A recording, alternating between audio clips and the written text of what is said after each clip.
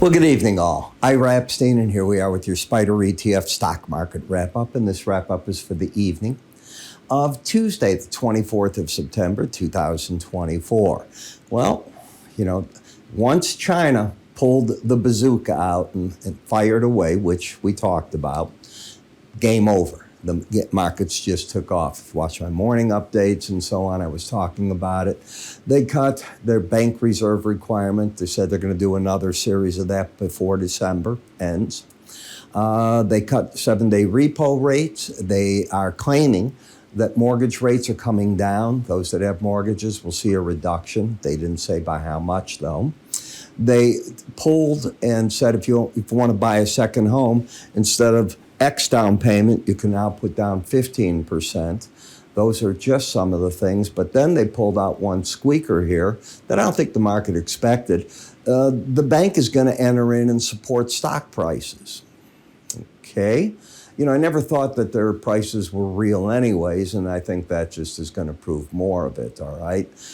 We will see. Remember, they have rules where they don't like a market falling. You can't sell on the open. You can't sell on the close. If it's beyond a certain size, it has to have a manager's approval, and how do you get that? So there's just a lot of things that make it difficult there for American investors. Probably the best way is deal with an American company or a European company that deals there but isn't based there. That might be your best bet for things of that nature.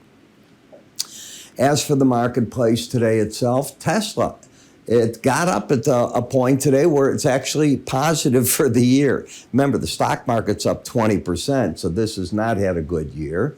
NVIDIA got itself back up today a bit. Supposedly, the Blackwell chip is starting to ship very shortly, and that gave the market a bid today. We are looking at other things that were moving. BND came alive again, so that's not acting too bad. Amazon, you've got Prime Day coming. What is it, the 9th of October? So that's not a good time to be short that. Netflix gains again, and now they're going to have that Mendez story, and that's now #1 in the country. So they'll keep picking up their subscribers. They're just a great venue for those type of things. Metal markets all took off with China. I mean, once China gets going, if this holds, and there's a big if, these are not deals that are going to make the economy turn around. They're in a deflationary, not spiral, but a deflationary period right now. It's a big one. In order for this to work, they have to consume. Get the everyday Chinese consumers, what I wanted to say, to believe in what's going on, to believe that their homes are not going to fall in value, to believe that things are going to get better. They don't right now. But this bazooka thing got LVMH, all the big retailers, hoping that the market would rally.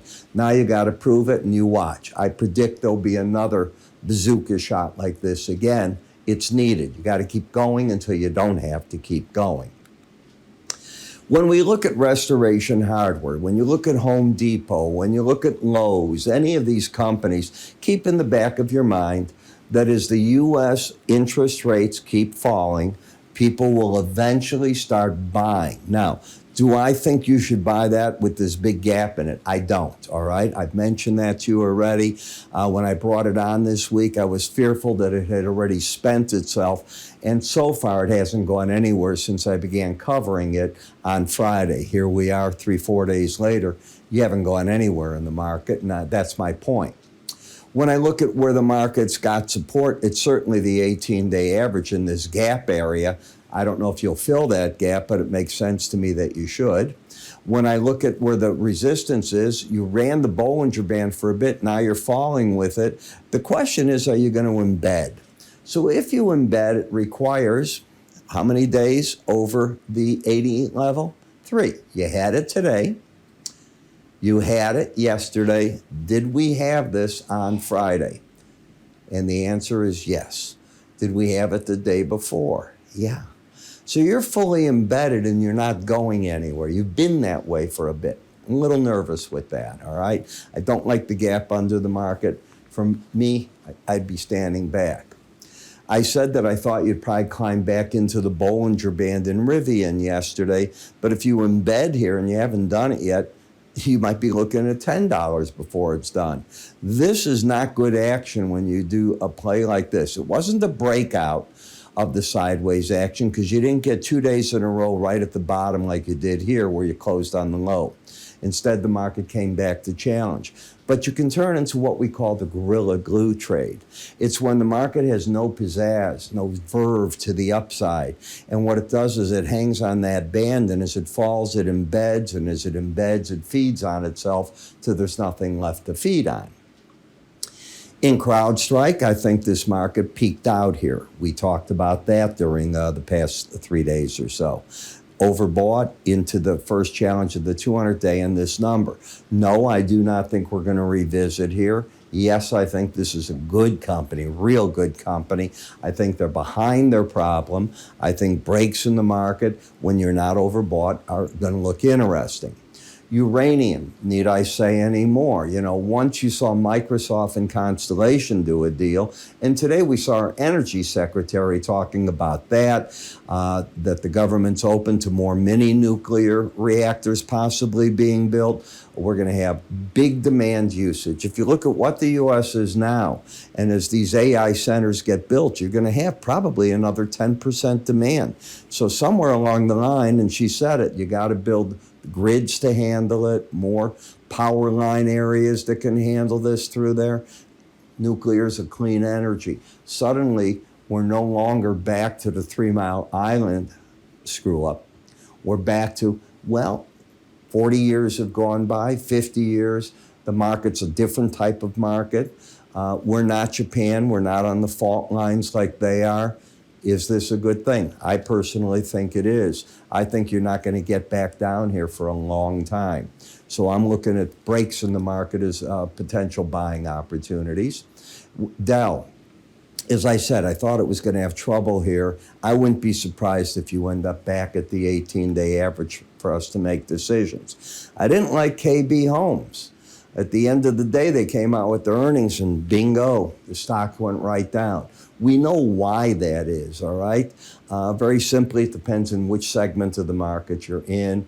Are people giving you a book to work with? In other words, are they getting bold enough to say, well, I can work with that interest rate, I can work with that home price? Well, KB didn't like it. If you take out in this market 81.27, you do open the door even here to go back into the 174.30s. So I think you're at a very important area in this market. In the home builders, you can see the sideways action, but as a group, they're embedding. So as a group, I still like it. Get the red line to close under 79, I won't like it. But right now, I like the composite, not the individual companies necessarily. Got to be careful. It's a stock picker's market. In XLF, we talked about the financial services, and I kept pointing out to you, I said, interest rates are going up, not down. They've really done that basically since the Fed made the cut. It was buy the rumor, sell the fact, and that's hurt these companies. But I don't think they're going to stay in trouble. First, I think commercial real estate's getting its footing. How? Prices are down dramatically, and now there's some money going to show up where the developers can buy property, all right? They got to be very selective, but I think the process has begun. In the industrial sector, I know it keeps moving up, but every industrial report I'm seeing is not very good. We keep seeing different regions come out, and I look at them, and I'm not convinced it's good. Consumer confidence numbers that came out this morning were not pretty either. I'll let somebody else want to own that particular one. On the energy sector, well, you're up into a big resistance area against an overbought condition. Let somebody else own it. Gold. Gold is embedded. It's riding the band higher. It'll give you corrections. It inevitably does. I think that you're going to see willing buyers on all the breaks at this point in time under this current set of fundamentals. Fundamentals change, I'll change my opinion. Silver was that kid in the corner that goes, what about me? Why don't you have me? Why is nobody buying me? And today it came alive with China doing its play right there. And so did copper, obviously. 50% of the world copper consumption is China. If they're doing bazooka shots, away you go today. Now the question is, you got to be able to prove that there's going to be real demand. This is anticipatory demand in the futures, not that orders are being placed for this stuff. In TLT, this is the market coming down on interest rates. BND held pretty good, so I'm liking what I'm seeing there more than TLT. UUP, you're down to the Bollinger Band bottom. You're now coming down. You're not oversold yet. You could get one more thrust right here, but I'll tell you that the futures charts are down to the 100 level. This is often an area where you fight battles, but it can go from 100 then to 99 and a bit lower before it's all said and done. But you're at an even number, and you got to be careful with that. Last in FXE, you're up to the upper band. I think the pros are taking some money off the table today. So be a little cautious here on the dollar, euro, not trend changes, just bounces. Pull back in this, bounce in the dollar is about all that I'm looking for out of them. I discuss this and a lot more for you as we get into my reports. Now, what you're looking at is how a chart looks in my morning subscriber video. It'll have window envelopes, that's the blue lines. This line will be a 3-day moving average. You don't see me talk about them. Bollinger Bands, there's other moving averages on the chart. And of course, my version of slow stochastics, which is different than the one you're using. So in those videos, I talk daily. Are you going to be buying this on a daily basis, something, selling something on a daily, or are you holding it on a weekly concept trade that you're in for the longer pull? So we do it both ways. We've been in the video now for 9 months. So you'll say, only 9 months ago. Well, the stock was 458 then, and then it split 10 for, what is it? I think it was 10 for 1. So you own it at $40 or $45.80, and it's 117 today. So I'm happy. You get access to the numbers, things of that nature. And by the way, there are losers too. I do not want to give anybody the impression out there, and if I am, let me clear this up. Every trader has losses.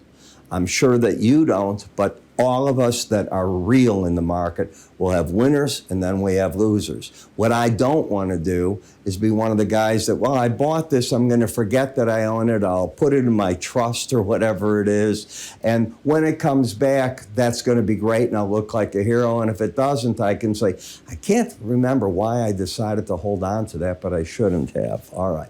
That's not what you can do in this, all right? This is the real world. So if you go to iraepstein.com, if you want a free copy, you go to free offers. If you'd like to go in and see what it's really all about and get the rest of the stuff, go to the word research. You can also move your cursor to the top here, and it'll take you right to the area. I'm Ira. You have yourself a great day. I'll catch up with you all first thing in the morning. Have a good one.